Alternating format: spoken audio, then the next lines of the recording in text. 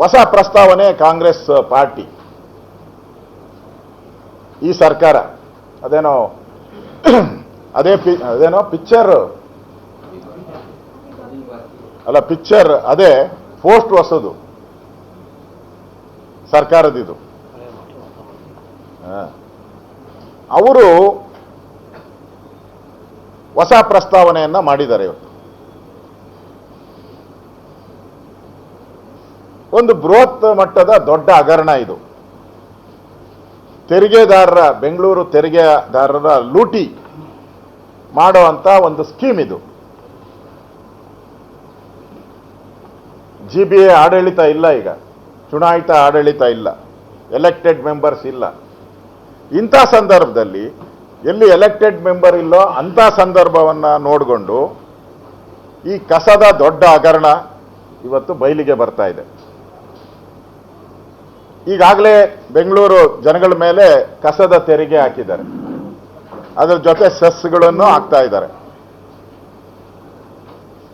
ಮತ್ತೆ ಈಗ ಕೊಡ್ತಾ ಇರೋ ಬಲಾಢ್ಯ ಕಂಪನಿಗಳು, ಮೊದಲೆಲ್ಲ ಇಲ್ಲಿ ಕಸ ಗುಡಿಸ್ತಾ ಇದ್ದವರು, ಟಿಪ್ಪರ್ ತೆಗಿತಾ ಇದ್ದವರು, ತಗೊಂಡೋಗಿ ಸಾಗಾಣಿಕೆ ಮಾಡ್ತಾ ಇದ್ದವರು, ಅಲ್ಲಿ ನಡೆಸ್ತಾ ಇದ್ದವರು, ಸಂಸ್ಕರಣೆ ಮಾಡ್ತಾ ಇದ್ದವರು ಎಲ್ಲ ಕರ್ನಾಟಕದವರು, ಆಲ್ಮೋಸ್ಟ್ ಆಲ್ ಕರ್ನಾಟಕದವರು. ನಮ್ಮ ಜನಕ್ಕೆಲ್ಲ, ಕರ್ನಾಟಕದ ಜನಕ್ಕೆ ಸಿಕ್ಕಿತ್ತು. ಈಗ ಒಂದೇ ಒಂದು ಸರಿ ಈ ಹಗರಣ 36,000 ಕೋಟಿಯಲ್ಲಿ 10,000 ಕೋಟಿ ಕಿಕ್ ಬ್ಯಾಕ್ ತಗೊಂಡಿದ್ದಾರೆ. ಇದು 10,000 crore ಕಿಕ್ ಬ್ಯಾಕ್ ತಗೊಂಡಿರೋ ಅಂತ ದೊಡ್ಡ ಹಗರಣ ಇದು. ಯಾವ ಮನೆ ಆಳನೂ ಕೂಡ ಬುದ್ಧಿ ಇರೋನು, ಜ್ಞಾನ ಇರೋನು, ಅವ್ರ ಸರ್ಕಾರದ ಅವಧಿ ಏನಿರ್ತದೆ ಅಲ್ಲಿಗೆ ಟೆಂಡರ್ ಮಾಡ್ತಾನೆ. ಪ್ರತಿ ವರ್ಷ ಕಾರ್ಪೊರೇಷನ್ ಅಲ್ಲಿ ಏನ್ ಟೆಂಡರ್ ಮಾಡ್ತಾ ಇದ್ರು, 1 ವರ್ಷಕ್ಕೆ ಟೆಂಡರ್ ಮಾಡ್ತಾ ಇದ್ರು. ಅಮ್ಮಮ್ಮ ಅಂದ್ರೆ 2 ವರ್ಷ, 2 years. ಇವ್ರೇನ್ ಮಾಡಿದ್ದಾರೆ, 30 ವರ್ಷದ ಟೆಂಡರ್, ಮುಂದಿನ 30 ಒಂದು ಜನರೇಷನ್. ನಾನು ಇರಲ್ಲ, DKನೂ ಇರಲ್ಲ, ಸಿದ್ದರಾಮಯ್ಯನವರು ಇರಲ್ಲ, ನನ್ಗನ್ಸ್ತತಿ ಬಹಳ ಜನ ಇರೋದೇ ಇಲ್ಲ ಇಲ್ಲಿ ಇನ್ನು 30 ವರ್ಷಕ್ಕೆ. ಏನಾನ್ ಸಮಯ ಇರ್ತೀರಾ? ಈ ಪದ್ಧತಿ ಸಾಧ್ಯವೇ ಇಲ್ಲ.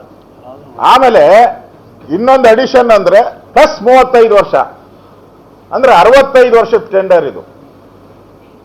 30 + 35 ಇಯರ್ಸ್. ಇನ್ ಜನ್ಮದಲ್ಲಿ ಯಾವನು ಟೆಂಡರ್ ಕರೆಯಂಗೆ ಇಲ್ಲ. ಇದು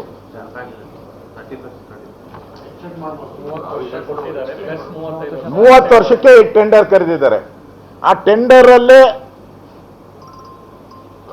ಪ್ರಾವಿಷನ್ ಲೈನ್, ಆ ಪ್ರಾವಿಷನ್ ಲೈನ್ ಅಲ್ಲಿ 35 ಇಯರ್ಸ್ನ ಎಕ್ಸ್ಟೆಂಡ್ ಮಾಡ್ಬೋದು.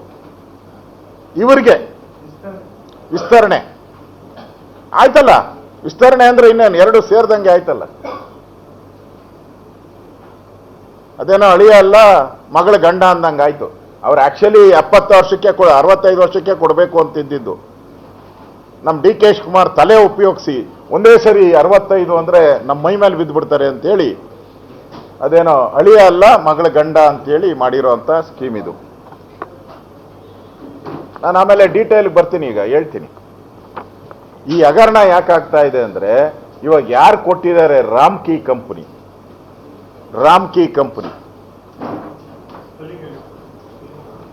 ಕೊಡ್ತೀನಪ್ಪ ನಿಮ್ಗೆ. RA ಎಲ್ಲ ಡೀಟೇಲ್ ನೀನು ಕಳಿಸ್ತೀನಿ. ಮಧ್ಯ ಇದು ಮಾಡಿದ್ರೆ ಒಂದು ಸ್ವಲ್ಪ ಮುಗಿಸ್ಬಿಡ್ತೀನಿ, ಆಮೇಲೆ ನೀವು ಕ್ವಶನ್ಸ್ ಆರಾಮ್ಸೆ. 2 ಸರಿ ಹೇಳ್ತೀನಿ. ಇದನ್ನ ಕಪ್ಪು ಪಟ್ಟಿಗೆ ಸೇರಿಸಿದಿರಿ. Ramky company black listed company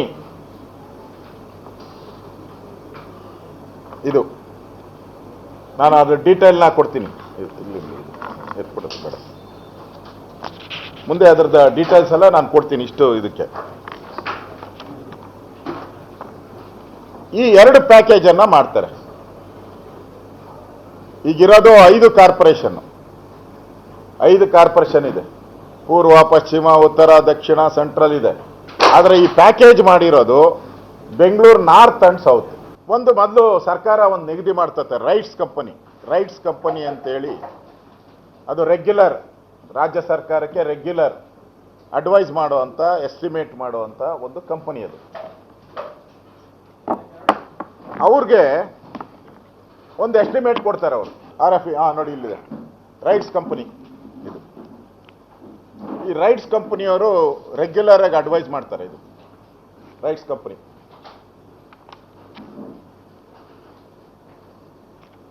ಈ ಕಂಪನಿ ಏನು ಪ್ರಪೋಸಲ್ ಮಾಡ್ತಾರೆ, ಈ ಕಂಪನಿ ರೆಗ್ಯುಲರ್ ಇದಕ್ಕೆ ಅಥರೈಸ್ ಇರುವಂಥದ್ದು.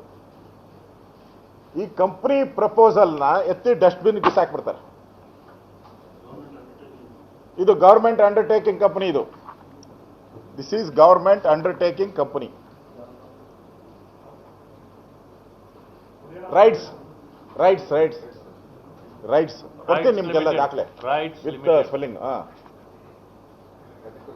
ಅಧಿಕೃತ. ಇದು ಇದ್ರನ್ನೆತ್ತಿ ಡಸ್ಟ್ಬಿನ್ಗೆ ಹಾಕ್ತಾರೆ. ಆಮೇಲೆ ಇವ್ರದೇ ಒಂದು ಓಪನ್ ಮಾಡ್ಕೊಂತಾರೆ. ಇವ್ರದೇ ಒಂದು ಹೊಸ ಅಡ್ವೈಸಿಂಗ್ ಕಂಪನಿ ಓಪನ್ ಮಾಡ್ತಾರೆ ಗೌರ್ಮೆಂಟು. ಅದಕ್ಕೆ ಯಾವುದೇ ಸರ್ಕಾರದ ಮಾನ್ಯತೆ ಇರಲ್ಲ. ಮಾನ್ಯತೆ ಇಲ್ಲದಂತ ಇದು ಮಾನ್ಯತೆ ಇರುವಂಥದ್ದು. ಗೌರ್ಮೆಂಟ್ ಆಫ್ ಕರ್ನಾಟಕ ಮಾನ್ಯತೆ ಇರುವಂಥದ್ದು. ಇದೇ ಪ್ರಪೋಸಲ್ ಮಾಡೋದು ಎಲ್ಲ ಇಲಾಖೆಗಳಿಗೂ. ಎಷ್ಟೆಷ್ಟು ನೀವು ಬಿಡ್ ಅಂದರೆ ಕರಿಬೇಕಾದ್ರೆ ನೀವು ಇಷ್ಟಕ್ಕೆ ಮಾಡಿದ್ರೆ ಒಳ್ಳೇದು ಅಂತ ಅದನ್ನು ಕರೀತಾರೆ.